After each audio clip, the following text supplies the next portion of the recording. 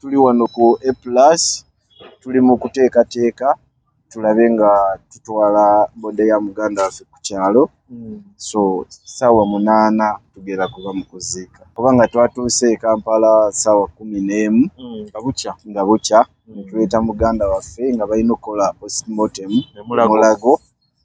Naye mu kaseera ako ke twawumuddemu twagenzeko ku social media ne tusanga ekifaananyi kya muganda waffe ku YouTube nga kiri nnyo. Ekyamazima omuntu yenna ng'oli muntu mulamu era ng'otegeera bulungi tewali nsonga lwaki okwata ekifaananyi ky'omufu n'okiteeka ku social media. Kiri nnyo kya bulabe. Tutuulidde famire ya muntu, mikwano gye, n'ekitiibwa ky'omuntu kyabadde ayina. Mpozi n'ekirala ekisinga okwewuunyisa yatuuka ku hotel we yali agenda okusula nga bali e Pakwaki essaawa 11:45 ez'ekawungeezi. Bwe yatuukawo ezo essaawa ne bayingira ne bateekayo ebintu mu rooms zaabwe nalwoka obudde bwali bugenda yatuukawo amazzi ne gabasanyusa obudde nga buwungeera akasana ge mazzi kabulirayo enjuba egwa kati ne baagala bagendeko mu mazzi nga tebannawummula. Era ekisinga okwewuunyisa yapostinga ekifaananyi ku ssaawa 12:51 nga ye yennyini yakikubye ku ssimu ye. Naye waayita eddakiika 4 zokka omwana we omukulu n'akubira mwami Peter n'amugamba dadi agenze. Abaana be babadde tebajjangako Uganda. Gwe mulundi ogusoose n'akwata abaana be n'abaleeta Uganda abatulage abalage n'ewaabwe gye basibuka. Nekyamukisa mubi nti byonna yabikoze ate abaana bagenda kuddayo ate nga tebagenze na taata. Programu ene kutusibwako aba CP Coffee Academy abasangibwa mu UAE, Dubai ne Abu Dhabi nga bano bakugu mu coffee basomesa barista training, roasting ne brewing ku mutendera gwa certificate ate bakuyambako okufuna omulimu ng'omaze okusoma. E Dubai basangibwa ku Al Ansal Building opposite Safiu Tower. Mu Abu Dhabi basangibwa ku Electra Street Cop Building next to ADCB Bank.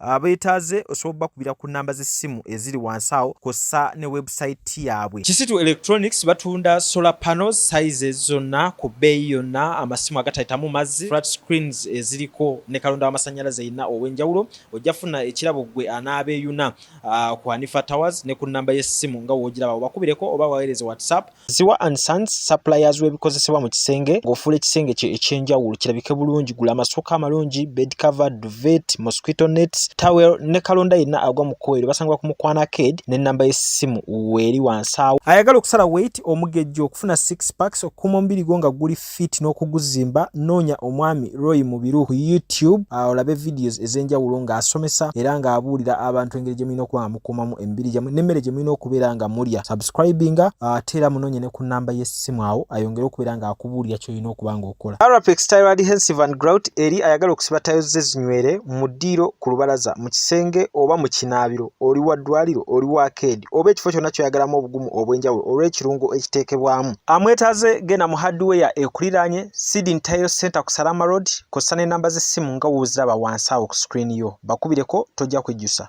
Mariam Massa mukyala muyimbi, mukyala muzadde afaayo nnyo eri abaana, alina music mulungi ate abuulirira. Genda ku YouTube channel ye Mariam Massa obeere ng'ate ofuna obuyimba bwe obw'enjawulo n'obubaka obubulimu. Omulungi atulaba amakya ga leero tubabuuzaako tubeebaza okuba nga mugoberera emboozi zaffe ez'enjawulo.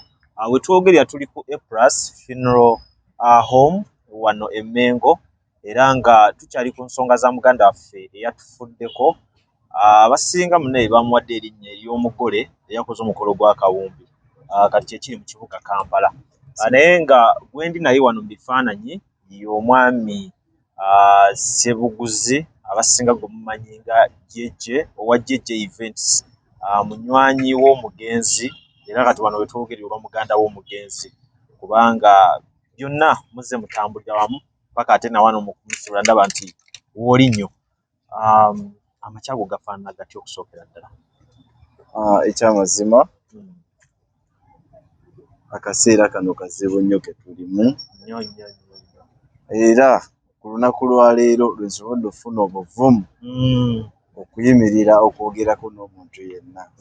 Naye okuva ku lunaku lwokusatu nali kumpi awo mu meeting okuva wano we tuli ku Okra Hotel nga ndi mu meeting nefuna amawulire g'okufa kwa muganda wange nesasooka kukikkiriza kubanga meeting nagiddukamu emisinde ng'amawulire genfunye gankanga nnyo okusinziira mu mbeera gye mbaddemu ne mwami Kakooza nti mwami Kakooza tukuze ffenna, mwami Kakooza abadde mukwano gwange nnyo, mwami Kakooza abadde muganda wange.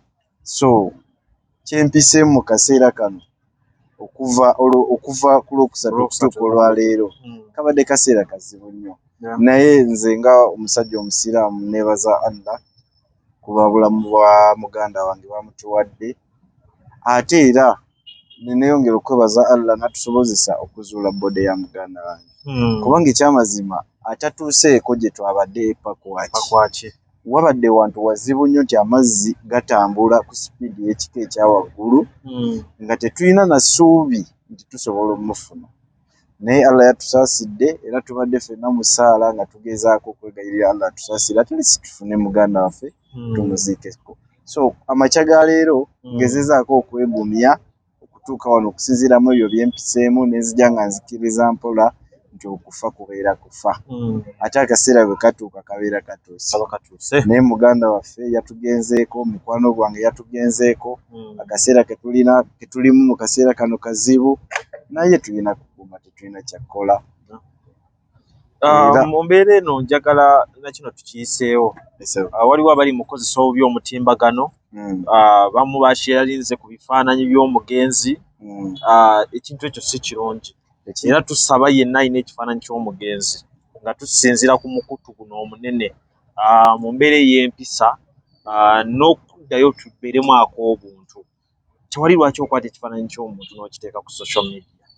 Ekyamazima mwami Rujja, ekintu ekyo kibi nnyo kubanga twatuuse e Kampala ssaawa 11 nga bukya ne tuleeta muganda waffe nga balina okukola postmortem Mulago, naye mu kaseera ako ke twawumuddemu twagenzeko ku social media ne tusanga ekifaananyi kya muganda waffe ku YouTube nga kibi nnyo. Ekyamazima omuntu yenna ng'oli muntu mulamu era ng'otegeera bulungi tewali nsonga lwaki okwata ekifaananyi ky'omufu n'okiteeka ku social media. Kibi nnyo, kyabulabe.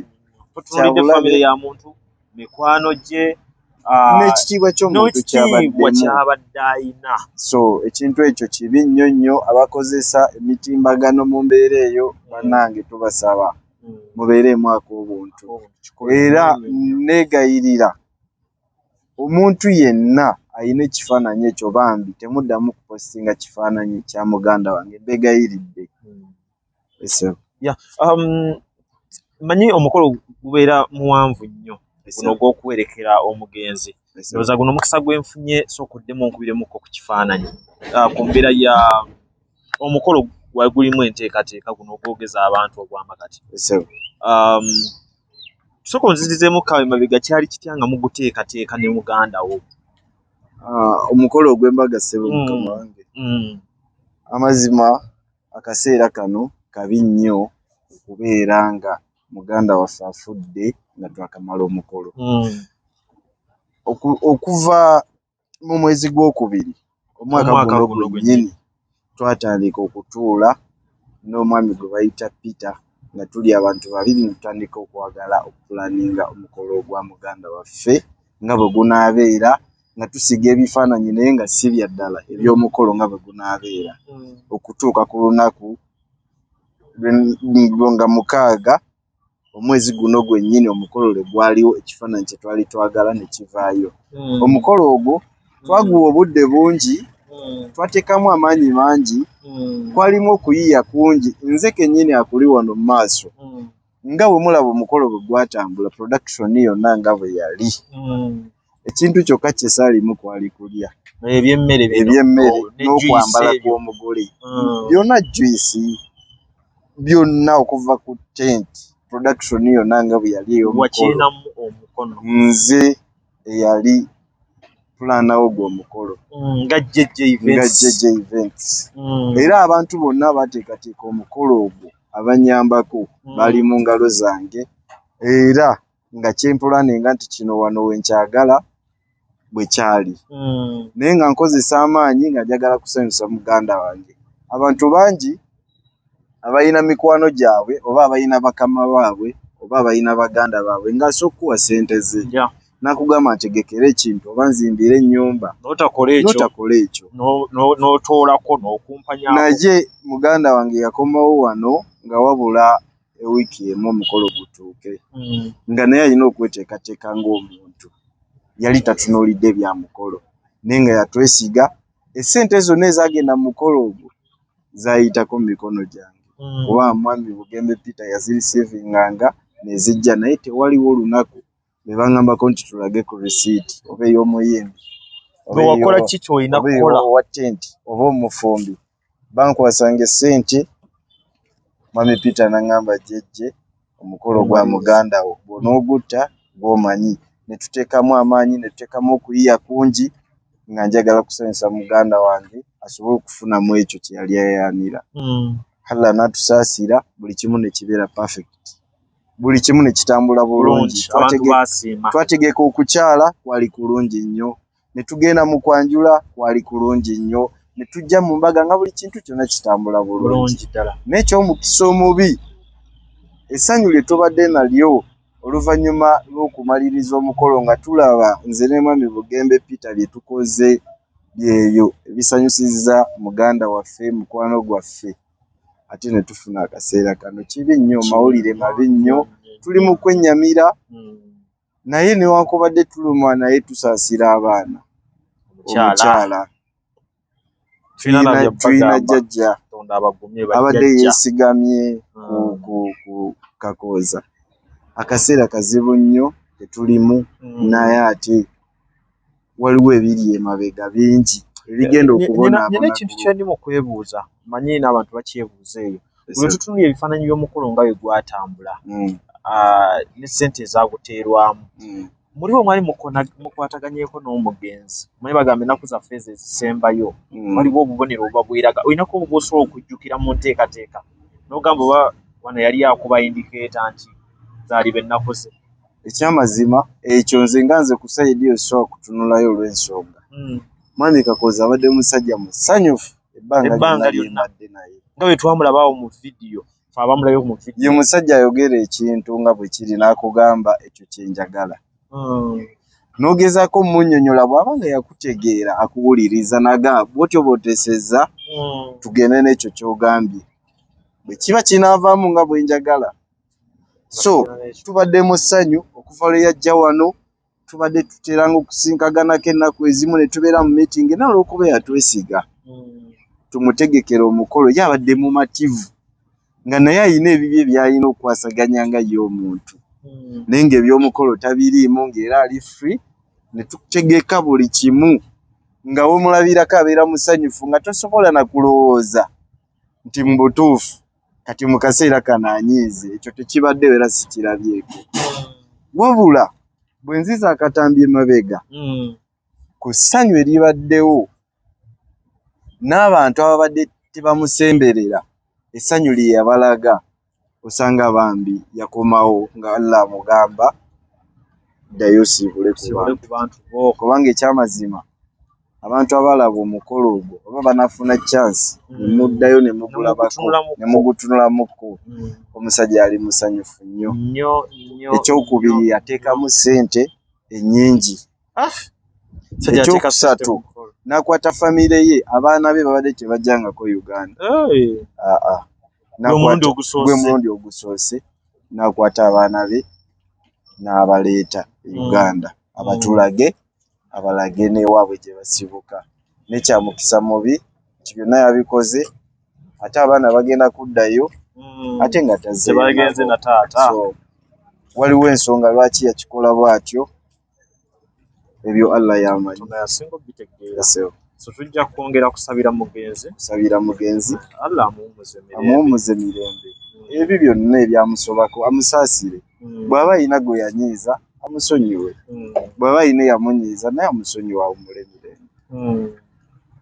kyetujja okwongera okusaba ekyo ne famire Katonda agikumye famire Katonda we tuva wano essaawa zino tuli wano ku A+ tuli mu kuteekateeka tulabe nga tutwala bode ya muganda waffe ku kyalo so ssaawa 8 tugenda kuba mu kuziika ssaawa 8 ogwaleero 8 leero enkola ng'eringa ng'ey'abasiraamu ate nga omusajja tutegedde ndi mukatuliki musajja mukatuliki naye ekyamazima omuntu afiiridde mu mazzi yagwa mu mazzi ku lunaku lwokusatu mpozi n'ekirala ekisinga okwewuunyisa yatuuka ku hotel we yali agenda okusula nga bali e Pakwaki essaawa 11:45 ez'ekawungeezi bwe yatuukawo ezo essaawa ne bayingira ne bateekayo ebintu mu rooms zaabwe naye olwokuba obudde bwali bugenda yatuukawo amazzi ne gabasanyusa obudde nga buwungeera akasana ge mazzi kabulirayo enjuba kati ne baagala bagendeko mu mazzi nga tebannawummula era ekisinga okwewuunyisa yapositinga ekifaananyi ku ssaawa 12:51 nga ye yennyini yakikubye ku ssimu ye naye waayita eddakiika 4 zokka omwana we omukulu n'akubira mwami Peter n'amugamba dadi agenze eddakiika 4 zokka so bw'obalaabalamu ku kifo we baali bagenda okusula tebawezawo wadde essaawa ne ruumu yennyini tebaali bakutuuka tebagituula namu ekintu ekyo kyewuunyisa nnyo naye omuntu yagwa mazzi essaawa 12:55 n'asulamu n'asiibamu kati twamulabye ejjo essaawa 2 ez'okumakya so amazzi gaba gamufumbye abatasobola kubeerawo bbanga ddene so y'ensonga lwaki twasazeewo naye nga musajja mukatuliki si musiraamu teriyo bwe tugenda linda kuva Bulaaya ekyamazima Kakooza abadde musajja w'amaanyi e Bulaaya okusingira ddala awangaaliddeyo emyaka egigenda mu 2 mutuuze naye amaanyi ge yabadde agalazeeko ku katono nga zeeko wano so plans z'abadde nazo zibadde nnene nnyo nnyo era abantu badde bagenda kutegeera Kakooza yaani n'ekyomukisa mubi nti atugenzeeko omulundi gwe gwe yavuddeyo yeeraga eri abantu kibi nnyo nnyo nnyo tuli mu kunyolwa ne Allah agumye abaana n'omukyala ne famire okutwalirawo n'ab'emikwano so omwami jjejje tugenda kubanga tukwerekereza olw'enteekateeka nti nnene ate ozinamu omukono gw'amaanyi ate era zirina otutambula obulungi inshallah era tusaba Allah asaasire inshallah tuli bwolwo era tetufunayo omukisa ne tukusanga mu bitaliimu maziga ne tunyumya ate ebisinga ku bino naye nga ayagala services za mwami jjejje owa jjejje events enamba gye tubawaawo eyajjamira gye tujja osigalako ndowooza era akapande kaffe mukalabaawo mu mboozi awo akajjami bridals mumunoonyeeko omukyalo oyo naye abawe ku ngoye ez'emikolo abambalize abagole abambalize ababuuza abasenga bonna ku ngoye ez'omulembe eziriko ate era sayidi eno mwami jjejje ye abawe sound n'okuteekateeka omukolo gufaanako kwogwo ogwabeewunyisizza bwemuba mubadde temunnamanya nti ebintu ebyazza abikola ebbanga ddene nze lujja Katonda abatukuumire tunaabatuusaako ebifaananyi ebisinga ku bino naye nga nsaba ekintu kimu nti social media tugikozese bulungi bye tutannayogera temusala kigambo kale buli si mulungi buli muntu yeefuge buli omu abeeko waakoma ku nsonga ezimukwatako bwe zitamukwatako kale Katonda asaasire ensi yaffe tusaba era asaasire n'omugenzi ne famire ye eno biodigester era emigaso gyayo egigirimu gyagenda ofuna ekisooka tagenda keera lunaku agambe nti bannange septic yajjudde nti nno ajja aleeta ekimotoka ate kimuggyako ssente ng'olwedde yagizimba so biodigester tegenda keera ku makya nti ejjudde so nawe nkityo ogwo omugaso gwe gusinga kubanga eri gundi yaffe twagikolanga naye ate era still ng'ejja n'ekulya lwa nsonga nti ebeera etuuka n'ejjula so etuuka ng'esigala ekulya wadde ng'ate wagiteekamu ssente yo nnyingi. Ekyokulala nti beauty ye egenda vaayo eya compound nti nno pavers zigenda kuva eri engulu yonna gye mulengera paka eno amazzi era gagenda draininga gano ag'enkuba nga gagenda mu kaala akali ebbali awo nti nno beauty y'olujja egenda vaayo bulungi nnyo. Newe manjagala simbawo muddo kisoboka. N'oba oyagala simbawo muddo ogwo kubanga kati singa owa kamera waffe akulaga nti nno system ogira nti eri wansi fuuti bbiri. Kweno level kwe tuyimiridde. Wansi fuuti nga bbiri.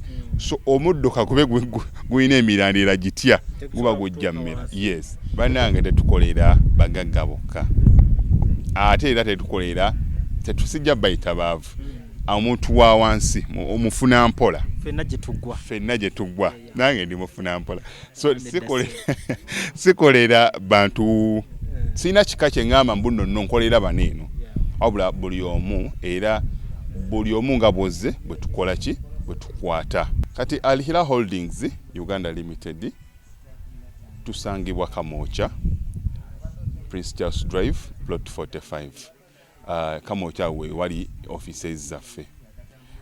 Tuyina namba z'amasimu esooka ya Airtel 07017 66992 neya MTN 0789 224230. Abasinga batumanyira mu biodigester kuba bwe tuvudde nnyo mu kamera naye nga baklanti baffe abapya n'abakadde bagenze bakitegeera nti no ne general construction yenna mwetuli.